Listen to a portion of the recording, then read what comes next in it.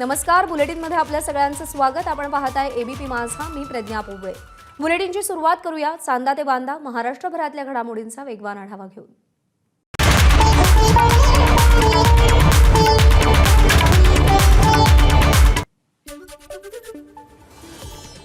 शिवसेना ठाकरे गटाचं शिष्टमंडळ राष्ट्रपती द्रौपदी मुर्मू यांची आज भेट घेणार। मराठा आरक्षण, धनगर आरक्षणाविषयी ठाकरे गट राष्ट्रपतींसोबत बातचीत करणार। शिवसेना ठाकरे गटाचे आमदार आदित्य ठाकरेंचं राज्यपाल रमेश बैस यांना पत्र। महाराष्ट्रामध्ये सुरू असलेला अनागोंदी कारभार आणि त्यामुळे महाराष्ट्राचं होणारं नुकसान या सगळ्याबद्दल राज्यपालांनी हस्तक्षेप करण्याची विनंती। आदित्य ठाकरे, सचिन अहिर आणि सुनील शिंदे यांच्या विरोधात गुन्हा दाखल।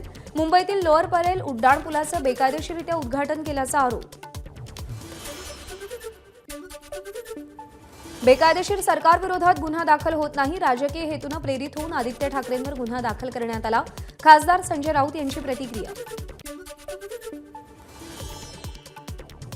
महानगरपालिका अधिकाऱ्यांनी उड्डाणपूल पूर्ण झाल्याचं सांगितलं होतं। आम्हाला अडकवण्याचा प्रयत्न केला जातोय। कितीही केसेस करा, लोकांच्या हितासाठी आम्ही काम करत राहणार। गुन्हा दाखल झाल्यानंतर सचिन अहिर यांची प्रतिक्रिया। कार्तिकी पूजा उपमुख्यमंत्र्यांच्या हस्ते करण्याबाबत शासन आणि प्रशासनाकडून प्रयत्न सुरू।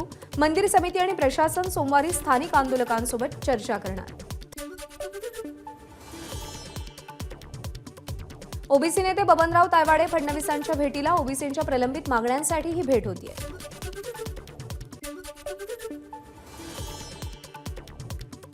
राज्य मागासवर्गीय आयोगाची आज पुण्यामध्ये तातडीची बैठक। अध्यक्षांसह 10 सदस्य उपस्थित राहणार। मराठा समाज मागास आहे का याची चाचपणी करणार। तसंच विमुक्त जाती आणि भटक्या जमाती प्रवर्गाला वाढीव आरक्षण देण्यासंदर्भात या बैठकीमध्ये चर्चा होईल। छत्रपती संभाजीराजे आणि शिष्टमंडळ राज्य मागासवर्गीय आयोगाची भेट घेणार। मराठा आरक्षणाच्या पार्श्वभूमीवर भेटीला महत्त्व।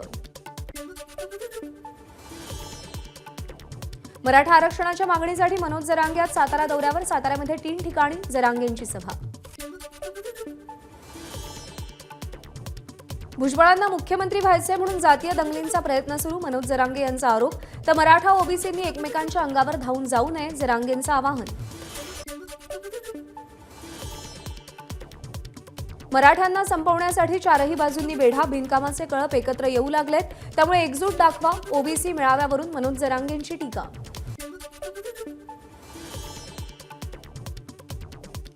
आमदार मंत्र्यांना गावबंदी करण्यात आली। महाराष्ट्र तुमच्या सातबाऱ्यावर चालतो का? महाएल्गार सभेमध्ये भुजबळांचा सवाल। गावागावातले गावबंदीचे फलक तात्काळ हटवा, आता जशास तसं उत्तर द्यावं लागेल, भुजबळांचं वक्तव्य। भेटीला आलेले न्यायमूर्ती जरांगेंना सर संबोधत होते। जरांगे 5वी पास तरी आहेत का? माझ्या शेपटीवर पाय देण्याचा प्रयत्न करू नका, भुजबळांचा इशारा। तर तात्काळ जनगणना झाली पाहिजे, भुजबळांची मागणी। आमच्या पायावर पाय देऊ नका, नाहीतर तुमची खैर नाही, जरांगेंचं भुजबळांना प्रत्युत्तर। धमक्या देऊन राज्यातली शांतता बिघडवू नका, पुरावे सापडलेत, आता आम्हाला ओबीसींमध्ये घ्यावंच लागेल, जरांगेंचं वक्तव्य। पोलिसांचा लाठीचार्ज सगळ्यांनीच पाहिला, पण 70 पोलीस रुग्णालयात दाखल झाले ते कोणी पाहिलं नाही। पोलीस यांना उठवायला आले तेव्हा जरांगेंनी सगळी तयारी केली होती। पोलिसांवर दगडांचा मारा सुरू झाला। महाएल्गार सभेत भुजबळांचा जरांगेंवर हल्लाबोल। छगन भुजबळांच्या टीकेला मनोज जरांगेंचं जोरदार उत्तर। तुम्ही लोकांचं खाता म्हणून जेलमध्ये जाता, मनोज जरांगेंचा टोला। मनोज जरांगेंची कोल्हापूरच्या दसरा चौकात सभा पार पडली। छत्रपती शाहू महाराज जरांगे पाटील यांच्या सभेला उपस्थित। सरकारमधील एक मंत्री उघडपणे वेगळी भूमिका घेऊन जातीय तेढ निर्माण करत असेल तर सरकारची देखील हीच भूमिका आहे का? छगन भुजबळांवरून संभाजीराजे छत्रपतींचा सवाल। तसंच भुजबळांची मंत्रिपदावरून हकालपट्टी करण्याची ट्विट करत मागणी केली। छगन भुजबळ हे शाहू महाराजांच्या विचारांचे वारस आहेत असं आपण म्हटलं होतं, पण आपल्याला त्या वक्तव्याचा आता पश्चात्ताप होतोय, संभाजीराजेंचं वक्तव्य। मंत्री छगन भुजबळ यांचा आज इगतपुरी दौरा। भुजबळांच्या कार्यक्रमाला स्वराज्य संघटनेचा विरोध। कालच्या जालन्यातल्या सभेनंतर भुजबळांना स्वराज्य संघटना विरोध करतेय। भुजबळांनी जरांगेंवर टीका केल्यामुळे सोलापुरातील मराठा समाज आक्रमक। बार्शीमध्ये मराठा समाजाचं छगन भुजबळांच्या प्रतिमेला जोडे मारून आंदोलन। मराठा आणि ओबीसी यांच्यात कोणताही सत्ता संघर्ष नसावा, तो लावण्याचा कोणी प्रयत्न करत असेल तर ते दुर्दैवी, काँग्रेसचे नेते अशोक चव्हाण यांची टीका। वंचित बहुजन आघाडीची 30 नोव्हेंबर रोजी नंदुरबारमध्ये आदिवासी हक्क परिषद। आदिवासींच्या प्रश्नांवर प्रकाश आंबेडकर मार्गदर्शन करणार. विरोधी पक्षनेते विजय वडेट्टीवार यांनी शरद पवारांची भेट घेतली. बारामतीतील गोविंद बागेत दोघांमध्ये चर्चा. पुण्यातील संगमवाडीमध्ये 20 आणि 21 नोव्हेंबरला बागेश्वर बाबांचा कार्यक्रम. या कार्यक्रमाला अंधश्रद्धा निर्मूलन समितीचा विरोध. सलग सुट्ट्यांमुळे शिर्डीमध्ये नागरिकांची गर्दी. साईबाबांच्या दर्शनासाठी पहाटेपासूनच भाविकांच्या रांगा. सुट्ट्यांमुळे शिर्डीतील सगळी हॉटेल्सही फुल. युवा संघर्ष यात्रेदरम्यान आमदार रोहित पवार यांनी क्रिकेटचा आनंद घेतला. रोहित पवारांच्या संघर्ष यात्रेचा अहमदनगर जिल्ह्यातला आजचा दुसरा दिवस आहे. धुळ्यामध्ये थंडीचा पारा वाढला. थंडीमुळे मॉर्निंग वॉकसाठी बाहेर पडणाऱ्यांची संख्या वाढली. पुढच्या काही दिवसात थंडी अजून वाढण्याची शक्यता. तापमानाचा पारा घसरल्यानं अहमदनगर गारठलं. जिल्ह्यातील पारा 16 ते 18 अंशांवर. नागपूरमध्ये थंडीचा पारा 15 अंशांवर. थंडीमध्ये नागपूरकरांची मॉर्निंग वॉकला जाण्यासाठी गर्दी. विदर्भातील सगळ्याच जिल्ह्यांचा पारा 15 अंशांवर. मुंबईकरांच्या पाणीपट्टीत 8% दरवाढ होण्याची शक्यता. 25 नोव्हेंबरला निर्णय होणार. ठाण्यामध्ये 15 दिवसांपासून विभागवार पाणीपुरवठा बंद. भातसा नदी पात्रावरील पिसे बंधाऱ्यात दुरुस्तीचं काम हाती घेतलं जाणार. पुण्यातील पश्चिम भागाचा मंगळवारी पाणीपुरवठा बंद. जलवाहिनीच्या दुरुस्तीचं आणि जोडणीचं काम केलं जाणार. बुधवारी सकाळी कमी दाबानं पाणीपुरवठा होईल. पुणे महापालिकेच्या पाणीपुरवठा विभागाची माहिती. मुंबईतील सरकारी, निमसरकारी, खासगी कार्यालयांना मध्य रेल्वेचं पत्र. कार्यालयीन वेळा बदलण्याची 350 संस्थांकडे मागणी. पत्रव्यवहाराला सकारात्मक प्रतिसाद मिळाल्यास गर्दीचं योग्य व्यवस्थापन होईल. मध्य रेल्वेच्या अधिकाऱ्यांना विश्वास. मध्य आणि हार्बर मार्गावरती रविवारी mega block. CSMT Vidyavihar up आणि डाऊन धीम्या मार्गावर, तर हार्बर मार्गावरील सीएसएमटी चुनाभट्टी दरम्यान मेगा ब्लॉक.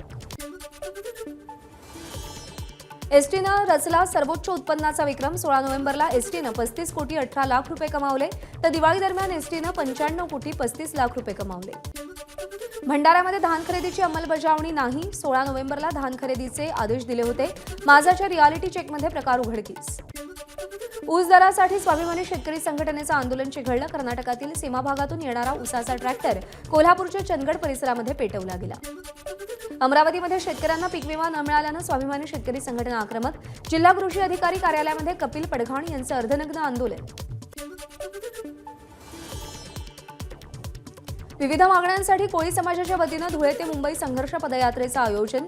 एकविरा देवीच्या मंदिरापासून पदयात्रेला सुरुवात. 12 दिवस चालणाऱ्या या यात्रेमध्ये मोठ्या संख्येनं कोळी बांधवांचा सहभाग.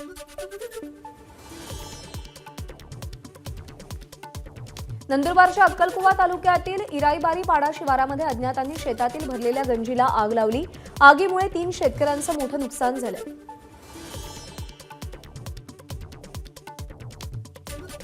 मुंबईहून पुण्याकडे जाणाऱ्या कारला आग. नवी मुंबईतील वाशीखाडी पुलाजवळच्या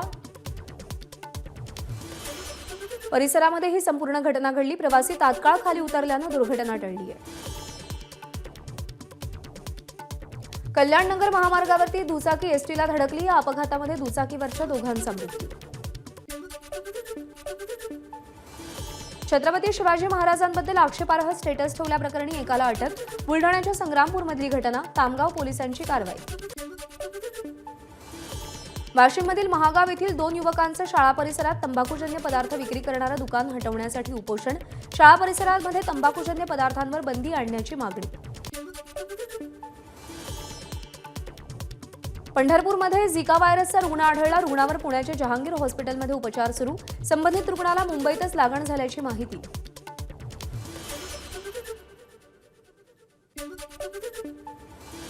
नॅशनल रिअल इस्टेट डेव्हलपमेंट काउन्सिलच्या वतीनं 24 ते 26 नोव्हेंबर दरम्यान भारतातील सर्वात मोठ्या एक्स्पोचं आयोजन. मुंबईच्या बीकेसीमध्ये होणाऱ्या या प्रदर्शनात 150हून अधिक विकासकांचा सहभाग. यंदा भारतीय नौसेना दिन सिंधुदुर्ग किल्ल्यावरती साजरा होणार. यानिमित्त तयारीला सुरुवात. मालवणच्या राजकोट किल्ल्यावरती नौदलाकडून शिवरायांच्या 43 फूट उंच पुतळा उभारला जाणार. या पुतळ्याचं पंतप्रधानांच्या हस्ते अनावरण होईल. एबीपी माझा, उघडा डोळे बघा नीट.